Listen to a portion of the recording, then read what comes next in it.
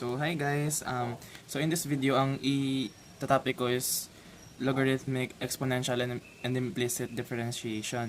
So I know yung mga incoming fresh student or yung mga fresh student na, yung mga nagtitake na ng Calculus 1, wala pa sila dito.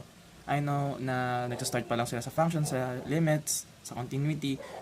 So kung hindi nyo pa ito tinetake, please save this video kasi makakatulong to sa inyo pagdating ng transcendental function tsaka sa derivatives. So parang yung implicit kasi dito parang generalize siya nung chain rule. So mag-start tayo sa logarithmic. So sa logarithmic dapat tawag doon, dapat master niyo muna yung laws of logarithms tapos laws of exponential bago kayo mag-start na mag-solve ng logarithmic. So unahin natin yung logarithmic. Ano nga ba yung formulas ng logarithmic? So let's say we have function ln u. U is a function of x, ha? Let's say function of x yan. Tapos we wish to find the derivative of that whole function ln u.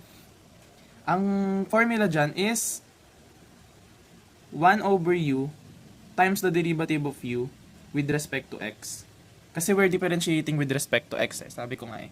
So let's give an example. So if we have ln of 4x squared, tapos i-derivative mo yan, so d over dx of ln x squared, ln of derivative of ln 4x squared. So we have 1 over 4x squared. Tapos i-derivative mo yung inside function na u. So ano yung inside function mo? 4x squared. So pag dinerivative mo yan, ito nga d over dx is equal to 8x. Correct? So masterin nyo muna yung yung mga nauna kong video. Balikan nyo muna yon bago kayo mag-start dito. Eto, pang na to. Pag may alam na kayo sa derivatives, easy na lang to sa inyo. Kasi formula based lang talaga ang derivatives. So, yeah. Pwede mo pa to mas-simplify by canceling x, tsaka cancel yung isang x dito. So, bali magiging ang sagot ay makakancel din yung 8, ay 4. Bali ito magiging 2, 'di ba? So, bali magiging 2 sa taas over x. Correct? Kasi na-cancel, eto pwede mo i-times dun sa taas. Pag tinimes mo yung mapupunta sa taas, so bali magiging 8x over 4x squared. Cancel yung dalawang x, yung may matitirang x dito kasi x squared to. Tapos yung 8 madidivide sa 4, magiging 2. Yung 4 madidivide sa 4, magiging 1. So, the final answer is 2 over x. Okay? Madali lang yan. Yung isa naman, yung sa log, kapag yung natural log kasi, ang base niyan is e. 'Di ba? Ln of u base e. Pero meron tayong iba tinatawag na log, which is yung common log tsaka yung log with different bases. So yung bases na yon, pwede natin i-denote yon as a. So log base a. Correct? Kung hindi nyo pa alam yung logs, tinuro na kasi yan sa sa senior high eh. So pag nag-proceed kayo dito tapos hindi nyo pa alam yan, maliligaw talaga kayo. So, let's try u. Log base a of u is equal to, derivative pala. Derivative of log base a of u is magiging 1 over u ln a. ln a. So, 1 over u, ibig sabihin, reciprocal ng u, tapos times natural log ng base a, times du over dx. Derivative ng inside function na u. Ganun pa rin naman yun, parang ganito. Ito kasi, pag ginawa mong, pag dinerivative mo to, magkakaroon din ng ln dito, which is yung base ng ln, which is e. ln e is 1, so u times 1, ganun na rin yun. The same as this. Pero, ito kasi, nagva-vary yung base niya. So, if we have d over dx of log base 2 of, let's say, 7x cubed. 1 over 7x cubed times ln 2, which is yung base ng log, times derivative ng inside function mo. Ano ba yung inside function mo? 7x cubed. So, this is 21x squared. Correct? Correct. So, pag minultiply mo siya dito, mamumultiply siya sa taas, di ba? Kasi 21x squared over 1 to eh. So, pag pinag-multiply mo, top to top, bottom to bottom lang. So, 7 and 21 can be cancelled, right? I mean, yung 7 lang makakancel, tapos yung 21 magiging 3. Di ba? So, this function will become, or the answer is 3. Tapos yung x squared makakancel, yung x matitira x sa baba. So, bali magiging 3 over x ln 2. Yun yung sagot. Okay? Nagets ba kung paano nakuha yun? 3 over x ln 2. Madali lang yan. Legit. Tapos, yung exponential, isasama ko na siya, ididikit ko na siya sa implicit kasi it's more likely implicit differentiation eh, you guys. Papakita ko sa inyo. Meron kasi sa exponential na kapag dinerivative mo yung e to the x, yan yung exponential. Ang ibig sabihin ng exponential, yung function of x mo is nasa exponent. Yun yung exponential. Hindi exponential yung tawag sa mga x squared, x cubed. Kasi ang x is nasa base. Ang exponential function, yung function x mo nasa exponent. Yun yung exponential. So in this case, we have e raised to x. So e raised to x, nasa taas yung x, nasa exponent. Tapos pag dinerivative mo daw yan, ang sagot dyan is e raised to x din. How? How can we prove that the derivative of e raised to x is e raised to x? Using logs, tsaka implicit differentiation, we can do that. So, if we wish to find, if, let's say we have function y, ipangalan natin sa function natin is y equals to e raised to x. Ayan. So, if we take natural log on both sides, ln of y, tapos ln of e raised to x, using laws of logarithms, yung mga exponent ng inside function nata-times lang doon sa labas ng ln. So this function will become ln y is equal to x ln e. Correct? And ln e is equal to 1 kasi yung base nga ng ln is e. So e raised to what is e. So ano daw yung magiging exponent ni e para maging e siya? Diba may e dito sa baba eh. Hindi ko na actually kailangan nga i-discuss yun kasi ano na yun, dapat alam nyo na yun dito sa ganun na sasabihin sa inyo ng prof nyo kapag nagturo sila nito. Dapat alam nyo na yan kasi tinuro na yun ng senior high kayo, tinuro na yan nung junior high kayo. So in this case, x times ln e, so yung e mo, yun yung yung concept ng logarithms eh. Yung base na e, ano daw yung exponent ni e kapag ano daw yung exponent ni e na magiging e siya. So in this case, e raised to what is e? So e raised to 1. Yeah? So this actually is equal to 1. So this cancels, right? Kasi 1 times x is the same as x times ln e. So we have ln y is equal to x. Right? Tapos we will do implicit differentiation or getting the derivative of both sides. So, in this case, we are differentiating both sides. Like that. So, if you want to find the derivative of ln y, babalik ka lang dun sa sinabi ko kanina, sa tinuro ko kanina. Derivative of ln u is 1 over u times du over dx. So, in this case, we have 1 over y. Right? Yung y is u yun kanina. Dito y siya. ln y times dy over dx is equal to, derivative ng x is 1, 'di ba? D over dx of x is 1, 'di ba? Dx over dx is 1, tinuro ko na dun sa last video ko. So dito, we are to find dy over dx. Right? So the derivative of y with respect to x or y prime, we wish to find that, 'di ba? Yun nga yung ginagawa natin dito, derivative tayo. So, kailangan ma-isolate tong dy over dx sa kaliwa. Kailangan matanggal tong 1 over y sa kaliwa. So, magmamultiply tayo ng y both sides para ma-cancel tong 1 over y. Tama, di ba? Cancel. Tapos, napunta si y sa kabila. So, we're left with dy over dx is equal to y. So, ano yung y?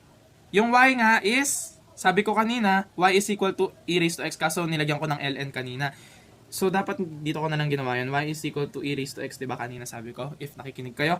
So, yung y is equal to e raised to x, yun yung ipapalit mo dito. So, dy over dx is equal to e raised to x. So, walang nagbago, right? Sa ito yung formula na binigay ko sa inyo kanina d over dx of e raised to x is e raised to x lang din. Ganon din yon.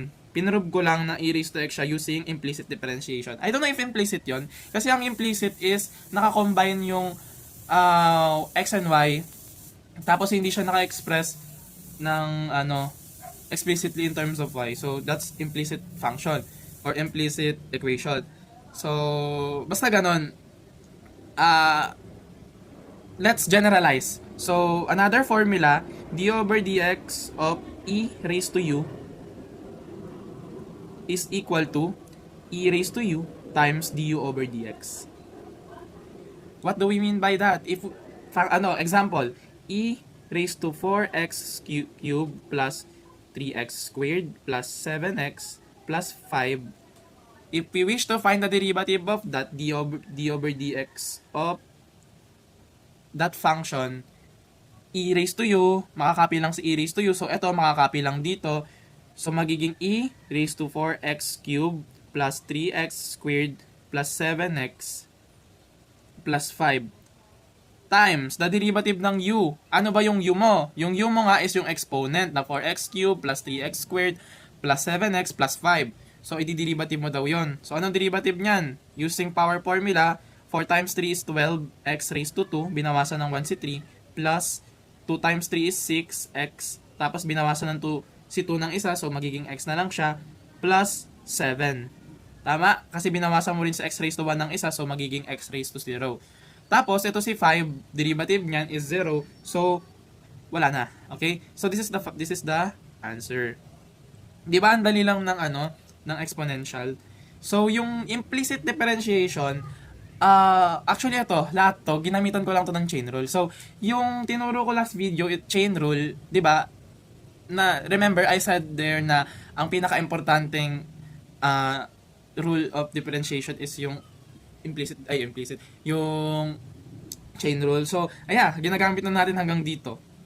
Di ba? So, derivative nito is 1 over u, tapos derivative pa ng inside function, du over dx. So, parang chine-chain mo yung derivative pa nung nasa loob, tapos kung meron pang nasa loob na function yun, i-derivative mo pa uli yun. Like that. So, ano bang next pa? Yun. What if hindi naman e ang base niya? What if some, what do you call this? Some function, some constant. Let's say that constant is a. A raised to u, derivative niyan, d over dx of a raised to u. So, yung u nga is function of x, ha? Or kahit anong sa function, hindi siya constant. Kasi kung constant yung u, ang derivative niyan, a raised to u, is 0. Kasi nga, a is constant, tapos naka-raise na constant yun. So, bali magiging 0 lang yung derivative nun. Do you get that? So, dito, hindi ko kasi alam yung restriction niya kung ano yung mga pwede lang maging value ni a. Ano ba yung mga function ni a? A is greater than 0, tsaka a cannot be equal to 1. Yun kapag exponential function, a is kailangan greater than 0, and a also cannot be equal to 1. Okay? So, pakita ko, derivative of a raised to u is a raised to u ln a times what? Derivative of u with respect to x. The same lang, 'di ba, sa e raised to u, ang nano lang diyan is yung ln a. Kaso nga, yung ln e na based dito kanina, pag kinuha mo yung natural log niyan, ang magiging sagot mo is 1. So, para ka lang nag-multiply ng 1. 'Di ba? Sana nagagets nyo yun kasi very useful talaga yun. Pag nag-gets nyo talaga yung logs, yung exponential, yung algebra, yung trigo, pagdating nyo dito sa Calculus 1, napakapayapa ng buhay. Iisipin yung pinakamadaling subject lang talaga to. Like legit, susunod ka lang talaga sa formulas. Yung formulas na yun, napakadali kabisado yan, lalo na kung practice kayo ng practice. So, I'm gonna give another example. So, let's say 9, derivative of 9 raised to 3x squared plus 5x plus 7 derivative daw niyan. So, a raised to u. So, copy mo lang yung a raised to u, di ba? So, 9, it is equal to 9 raised to 3x squared plus 5x plus 7 times ln a. Ano yung a mo? Yung base mo is 9. So, ln 9 times derivative ng exponent du over dx. Ito yung exponent mo, ito yung u. So, derivative daw niyan is 6x plus 5x, plus 5 lang pala. Kasi di-derivative mo nga, tapos derivative ng 7 is 0. So, this is your final answer. Ang haba lang, pero sobrang dali lang. Di ba? Copy mo lang ln ng base, tapos times derivative ng nasa taas. Di ba basic na basic? So, hanap tayo ng cute na medyo mahaba na tong video sana nakaka pa kayo, nag-enjoy pa kayo. Next time ko ituturo yung trigo, kasi yung trigo, maraming may ayaw ng trigo, like legit. Ito gusto ko sana gawin to, kaso may trigo baka hindi nyo pa alam yung trigo. May trigo na naman. Ako na lang magbibigay. Let's say we have derivative d over dx of function x raised to x raised to x, ayan, is equal to what? We will use implicit differentiation and log. Diba? Kasi naka-exponent si x, tapos ang base mo si x din. So dito, we are differentiating with respect to x. Always take note of that, we are differentiating with respect to x.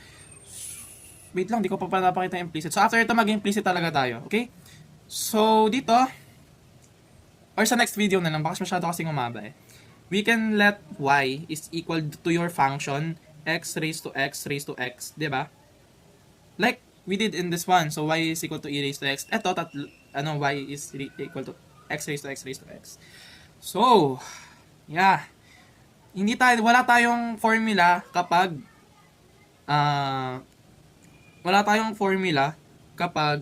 ano tawag dun? Kapag yung x is nasa itaas. 'Di ba? Hindi tayo pwedeng gumamit ng power formula na mag-add ka lang ng 1 tapos ibababa mo hindi pwede 'yon. So gagamit tayo ng properties of log. We will take the natural log of both sides. So ln y is equal to ln of x raised to x raised to x. So si x naka-raise siya sa x raised to x, bababa siya using the properties of log. So this function will become ln y is equal to x raised to x of ln of x. Pwede na ba tayong mag-differentiate? Hindi pa. Kasi si x naka-raise pa sa x. Correct? Kita ba? Kita naman, no? So, we will take natural log again of both sides. ln of y. ln of y is equal to ln of x raised to x times ln of x. So, using properties of log again, kapag minomultiply yung, dapat talaga master nyo na yung log no? Kasi baka di nyo maintindihan to. Kapag minomultiply yung dalawang function sa loob ng ln, you can separate that using addition. Addition na ganito ganito. So, ln of x raised to x plus ln of x. Ganon. Gets? Yung ln na to, i-distribute mo dito sa dalawang to, tapos, masa-separate siya using addition. So, aralin nyo muna yung logs, Kung hindi kayo nakakasunod dito, aralin nyo muna. Kasi sabihin nyo sa akin, yun, nagpunta ka kagad dyan, hindi mo naman tinuro yung properties of log. Hindi ko po yun trabaho. Trabaho po yun ng mga dati niyong teacher. At sa inyo po, trabaho nyo sa sarili nyo na alamin yung mga kailangan nyong alamin. Okay? So, sa kaliwa, we have ln of y. We can write it as that. Basta ganyan yung ibig sabihin yan. Natural log of y. So, dito, we have ln of x raised to x plus ln of x. So, dito, using properties of log, yung x mabababa na naman. Magiging multiplier ni ln. So, this will become x, ln of x, plus ln of x. ln of x. So, ganun. Tapos, sa kaliwa, ln of y. We will use, we will differentiate na. Right? So we will take the derivative of both sides. Correct? So dito, ln, sabi ko dun kanina, derivative ng ln u, kita ba? Is 1 over u times du over dx. So in this case, ln of y, so yung u mo dyan is yung ln y. Right? So, sa kaliwa, pag tinik mo yung derivative niyan, magiging 1 over ln of y. Correct? Tapos, times the derivative ng ln of y, which is, shit. Milangaw eh. Derivative ng ln of y is, derivative ng inside function mo, ln of y ulit, so, 1 over ln of y times derivative pa ng inside function ng ln of y, so dy over dx. Correct? So, ano ba?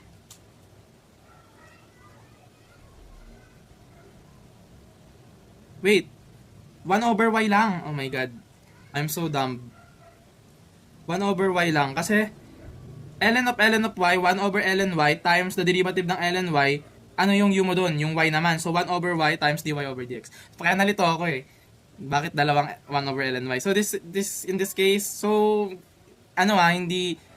hindi kasalanan malito. Ang kasalanan, hindi naman kasalanan. Basta ang mahalaga, alam mo yung ginagawa mo. Okay? So, in this case, sa kaliwa, magdi-differentiate tayo. X times ln x. This is product rule, right? So, derivative ng first function is 1, tapos times ln x.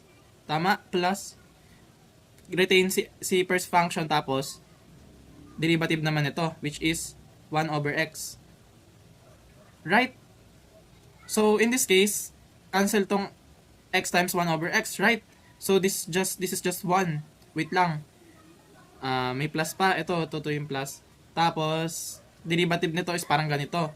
So, 1 over ln x times 1 over x times dx over dx. Right? Dx over dx. Dx over dx. So, yung dx over dx is 1. So, cancel. Okay? So, yung ginawa ko dito, mabilis. Balikan nyo to. Okay? Same lang yun, no? ln x, ln y. ln of y, ln of x. Okay? Ganun yan. So, sisimplify muna natin to bago natin ibalik. Okay? So, in this function, 1 times ln x is just ln x, right? Tapos, x times 1 over x, na-cancel ko nga si dalawang x, so bali magiging 1. Right? Plus, i-multiply mo lang yan, so bali magiging 1 over x ln x. Correct? Correct. Tapos yung dx over dx naging 1. So, times yun. So, times 1. Okay? So, dito sa kaliwa, we have dy over dx times 1 over y ln y. Correct? So, paano natin mahanap si dy over dx? So, derivative daw ng y. Diba? Ang hinahanap natin dito is dy over dx eh. Derivative ng y with respect to x. May dy over dx na tayo dito. Kailangan na lang natin siyang i-isolate sa kaliwa. So, in this case, tatanggalin mo tong y ln y dito. So, you will multiply y ln y para makancel yung 1 over ln y. So, cancel. Tapos, magmumultiply ka rin dito sa kabila ng y ln y. Right? Like you did here. So, we have dy over dx is equal to, wait lang, ayoko na, wala na tayong space. Hindi ko na yan. So, si y ln y, sino ba siya? Si y is x raised to x raised to x. Si ln y, ln of x raised to x raised to x, or x raised to x ln x. Diba? Ito yung ln y eh. Ito yung y kanina. Diba? So, we have ln x plus 1 plus ln 1 over x ln x all multiply by y and ln y. Sino si y? X raised to x raised to x. Sino si ln y? X raised to x ln y. X raised to x ln x pala. Sorry.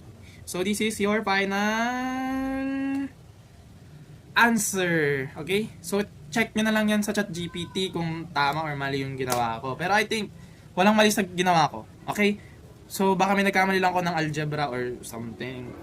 So, yung paggamit ng AI, limit ha. Huwag kayong umasa sa AI kasi nga, pag puro kayo AI, hindi kayo matututo. I swear. So, save this video, makakatulong to sa inyo. Yung mga, yung mga naging, error ko, baka maging error nyo rin yun. So, learn from my errors. Joke lang. So, may sarili-sarili tayong pagkakamali sa buhay. So, learn from your own errors. Okay guys? Thank you!